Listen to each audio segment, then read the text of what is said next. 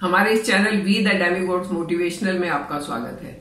आज फिर मुझे एक कहानी के साथ आपके पास आना पड़ा क्योंकि मैंने अभी एक हमारे पड़ोस में बच्चा है जिसके 1 महीना पहले जब टेस्ट हुआ था तो हिंदी में 90 मार्क्स आए थे and she was very happy कि मुझे तो हिंदी इतनी टफ लगती है, मेरे तो 60 से ज्यादा कभी नहीं आए, अब 90 मार्क्स आ गए। और उस 90 के बाद उसने ये गारंटीड ले लिया कि मेरे तो अब इससे कम आएंगे नहीं, हमेशा इतने ही आएंगे। नतीजा ये हुआ कि अब जब 1 महीने बाद दूसरा टेस्ट हुआ तो उसमें 50 मार्क्स आए। तो शी वॉज अपसेट, और अपसेट तो होना ही था कि 90 से 50 पर पहुंच गया। तो इसी के लिए मुझे एक स्टोरी याद आई, मैंने उस बच्चे को वो स्टोरी सुनाई। आज मैं वही आपके साथ भी शेयर करने वाली हूँ। एंड जब ये छोटी छोटी स्टोरीज होती हैं, इनके अंदर एक मीनिंग होता है, इनके अंदर एक ऐसा पॉइंट होता है, अगर वो पॉइंट हमारी समझ में आ जाए तो हम अपनी प्रॉब्लम्स को दूर करके, जो भी प्रॉब्लम है उसको दूर करके हम उससे बहुत फायदा उठा सकते हैं। जैसा कि इस बच्चे को था कि 90 मार्क्स आने के बाद उसने सोच लिया कि मेरे तो कभी कम आ ही नहीं सकते हैं। तो ये जो एक प्राइड या तो कह लो या ओवर कॉन्फिडेंस उसके अंदर आया, वही उसको नुकसान कर गया। तो स्टोरी कुछ इस तरीके से है कि एक किसान था, बहुत मेहनत करता था, बहुत ज्यादा मेहनत करता था, और जैसा कि सब जानते हैं जो लोग मेहनत करते हैं उसको उसका फल मिलता है, बहुत उसको फायदा होता है। तो किसान को भी बहुत फायदा हुआ और धीरे धीरे करके कुछ ही सालों में बहुत अमीर हो गया। उसने जमीनें भी और खरीद ली, उसने ट्रैक्टर भी खरीद लिया, सारी मशीनें भी खरीद ली और वो बहुत रिच हो गया। जब वो रिच हो गया तो उसने सोचा अब मुझे काम करने की क्या जरूरत है, अब तो मैं नौकर रख सकता हूं, बिकॉज आई कैन अफोर्ड।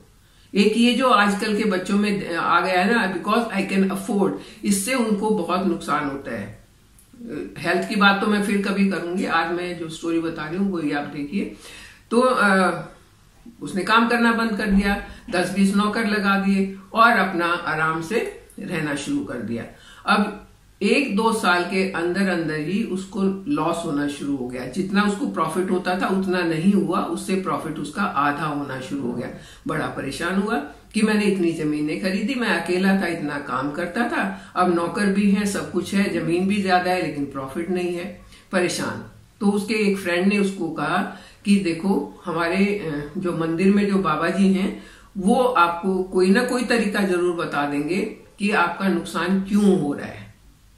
गए मंदिर में, गए बाबा जी के पास कि महाराज मैं बहुत मेहनत करता था, मैंने बहुत कमाया, लेकिन अब अचानक से मुझे नुकसान होना शुरू हो गया, इसका कोई उपाय बताएं कि मेरा नुकसान बंद हो जाए। अब क्योंकि वो महाराज जो थे वही गांव के आसपास रहते थे, वो उस किसान को जानते थे और उसको शिक्षा देने के लिए, एक सीख देने के लिए उन्होंने कहा कि देखो आपके साथ जो कुछ हो रहा है, इसमें इस प्रॉब्लम से अगर आपको छुटकारा पाना है तो एक उपाय है, लेकिन आप उसको कर पाएंगे कि आपको सुबह 4 बजे उठना पड़ेगा रोज।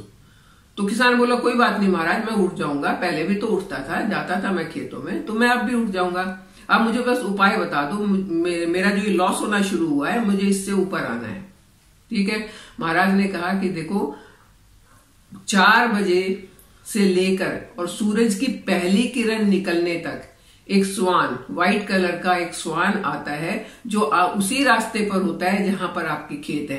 तो आपको जाना है और वो स्वान देखना है। जिस दिन आप उसको देख पाओगे उसी दिन से आपके अच्छे दिन शुरू हो जाएंगे, आपका जो ये नुकसान हो रहा है वो होना बंद हो जाएगा और बदले में प्रॉफिट होना शुरू हो जाएगा। लेकिन इसके साथ एक कंडीशन ये है कि सूरज की किरण नहीं दिखनी चाहिए, नहीं तो वो स्वान जो है वो गायब हो जाएगा और आपको दिखेगा नहीं। उसने कहा ये कोई बड़ी बात नहीं है, मैं तो सुबह पहले भी उठता था, उठ जाऊंगा और मैं देख लूंगा, क्या वो रोज आता है? तो महाराज ने कहा नहीं, वो रोज नहीं आता, किसी भी दिन आता है, लेकिन आपको रोज ट्राई करना पड़ेगा ताकि जिस दिन भी आए आप उसको देख पाए। ठीक है। अगले दिन से किसान ने सुबह 4 बजे उठ के अपने खेतों के रास्ते पर जाना शुरू किया। तो जब वो गया तो उसने देखा कि खेत में पानी तो चल रहा है, लेकिन पानी कहाँ बह रहा है, वो गलत जगह पर जा रहा है। उसके खेत में उसकी जो उपज है उसमें पानी नहीं जा रहा है, वो बंद से टूट के पानी कहीं दूसरी जगह जा रहा है। उसने वो वहां रुका, उसने उस बंद को ठीक किया और पानी का मोड़ अपने खेत की तरफ किया, वापस आ गया। इसी तरीके से दूसरे दिन गया तो देखा आज फिर से वो नौकर नहीं है, जो काम करने वाले हैं आज फिर से नहीं है, पानी को नहीं संभाल रहे हैं, फसलों को नहीं संभाल रहे हैं। तो वो नौकर को देखने गया कि क्या बात है, क्यों नहीं संभाल। देखा तो सारे नौकर तो आराम से सो रहे हैं, जो काम करने का टाइम था उस टाइम पर सो रहे हैं। क्योंकि जब फसल में पानी देने की बात आती है तो लिमिटेड टाइम के लिए पानी मिलता है, किसानों को नंबर वाइज पानी मिलता है, और उसी टाइम जाके, चाहे वो आधी रात है, उसी टाइम जाके अपने नंबर पर पानी डालना होता है। तो अगर नंबर पर पानी नहीं डाला है, नौकर सोते रह गए, तो फसल को पानी नहीं मिला, फसल खराब हो गई, उपज कम हो गई। तो उसने नौकरों को डांटा, 1 दिन डांटा, 2 दिन डांटा, और इसी तरीके से वो चलता रहा। अब क्या था कि जब वो थोड़ा सा बेपरवाह हो गया था, तो उसके जो मिलने वाले जो रिश्तेदार थे, जो दोस्त थे, वो भी आते थे और उससे कोई पैसे लेके चला गया, कोई कुछ और लेके चला गया, मतलब उसका गलत फायदा उठाने लग गए थे। फिर उसने जब ये सुबह उठ के अपने खेत तक जाना शुरू किया, लोगों से बात करना शुरू किया, और ये देखा कि मेरे अपने ही लोग में जो है वो मेरा गलत फायदा उठा रहे हैं, तो धीरे धीरे करके उन्होंने उनको साइड करना शुरू किया। लोग ले जाते थे, इतना सारा अनाज ले गए बोरा भर के और वापस नहीं किया, या उसका कोई हिसाब किताब ही नहीं, इस तरीके से करना शुरू कर दिया था। तो अब जब इसने खुद जाना शुरू किया, सबको देखा और सबको टोक टोक के दूर किया। अगर किसी को लेना है तो खरीद के लो, ऐसे क्यों उठा के ले जाना है। नौकर को कहा कि तुम्हें जिस काम के लिए रखा है वो तुम करो, क्यों नहीं करते हो। और जब ऐसे करते करते 15 दिन हो गए, उसे स्वान नहीं दिखाई दिया। वो उसी की उम्मीद में डेली उठता रहा, डेली उसको ये कमियां नजर आती रही कि जिन कमियों के कारण उसको नुकसान हो रहा था। तो अब उसको आदत हो गई, उसको पता चल गया कि नौकर काम नहीं करते, अगर मैं नहीं देखूंगा तो मेरे पड़ोसी मेरा अनाज उठा के ले जाते हैं, मेरे रिश्तेदार मेरा गलत फायदा उठा रहे हैं। तो वो डेली उठने लगा और डेली जाने लगा। करीब 1 महीने के बाद वो महाराज के पास फिर से गया, तो जाके पूछा, महाराज वो स्वान तो मुझे दिखाई नहीं दिया। महाराज ने पूछा कि क्या तुम्हें कुछ फर्क नजर आया? बोला हाँ, फर्क तो बहुत नजर आया। जो नौकर जो मेरे थे वो लापरवाह हो गए थे, वो ठीक से काम करने लग गए। जो मेरे पड़ोसी या जो मेरे रिश्तेदार मेरा नुकसान करते थे वो सब बंद हो गया। तो वो जो इनकम थी वो मेरी उस तरीके से वापस से बढ़नी शुरू हो गई। और क्योंकि अब मैं डेली जा रहा हूँ, अपनी फसल को डेली देख रहा हूँ, तो मेरी फसल भी बहुत अच्छी हो गई और लगता है अगले साल बहुत अच्छे से बिकेगी भी। तब महाराज ने कहा, यही तो स्वान है कि तुम अगर लापरवाह हो गए थे तो तुम्हारा नुकसान हो रहा था, और ऐसा कोई स्वान नहीं है जो आपको दिख जाएगा और दिखने भर से आपका काम हो जाएगा। उसके लिए आपको मेहनत करनी पड़ेगी। स्वान तो एक बहाना था आपको सुबह उठ के अपने काम पर लगाने का, और मुझे बहुत खुशी है कि उससे आपको फायदा हुआ, आपकी फसलें अच्छी हुई, आपका जो नुकसान हो रहा था वो बंद हो गया। और इसी को कहते हैं वो व्हाइट स्वान। आपकी मेहनत को व्हाइट स्वान कहते हैं। जो आपको अगर दिख जाए, आपको अगर समझ में आ जाए, तो आपको बहुत फायदा होगा।